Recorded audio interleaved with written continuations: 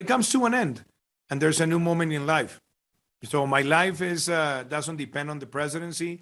I've served my country with pleasure, with honor, with decency, and also willing to accomplish more than 90% of my electoral program and 85% of our national development plan in the middle of a pandemic.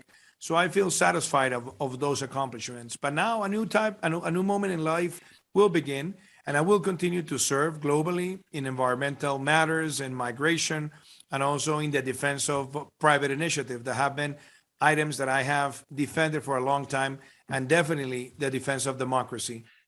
Do you worry your successor will unwind many of the policies? I'm thinking, for example, oil and gas and exploration and coal, the sort of things where he has very different views than you. Well, I think, Richard, when you're in the opposition, you might have some points of views, but when you come to government, you have to serve everybody.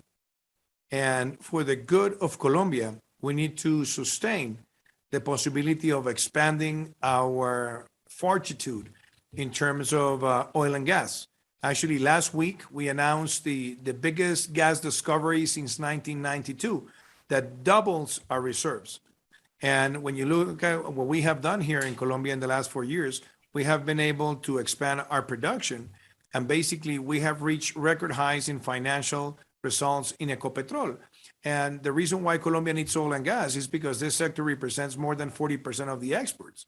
It represents, roughly speaking, 35% of the foreign direct investment. It represents almost 40% of the foreign exchange market in Colombia. And it's also the main source of royalties. And actually, it's also one of the sectors that contributes the most in tax collections. So if you kill that golden hen, well, you lose the main sources of resources in order to contain poverty and to expand public investment. So I consider that you can be good in oil and gas, as we have done, but also be good at the transition.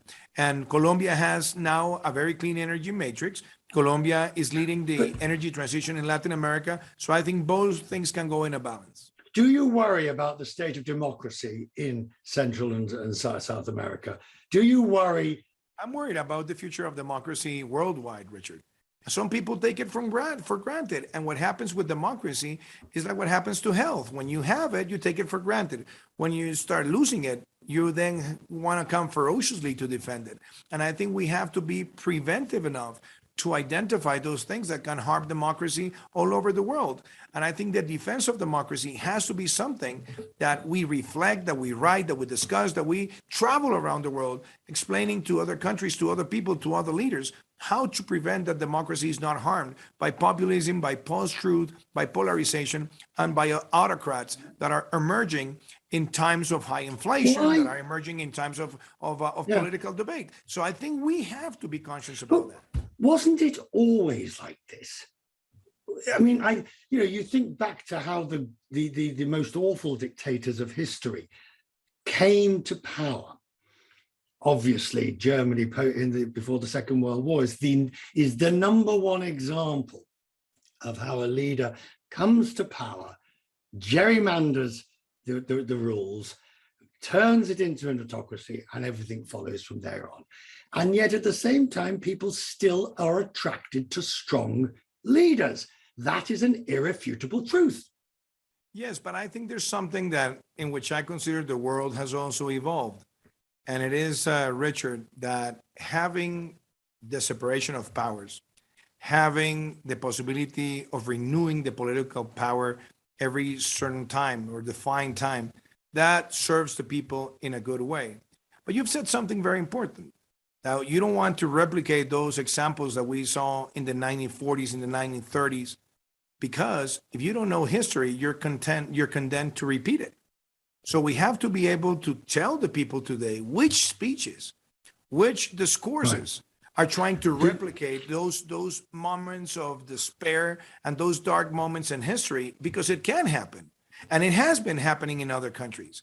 When you see what's going on in Nicaragua, is very complicated.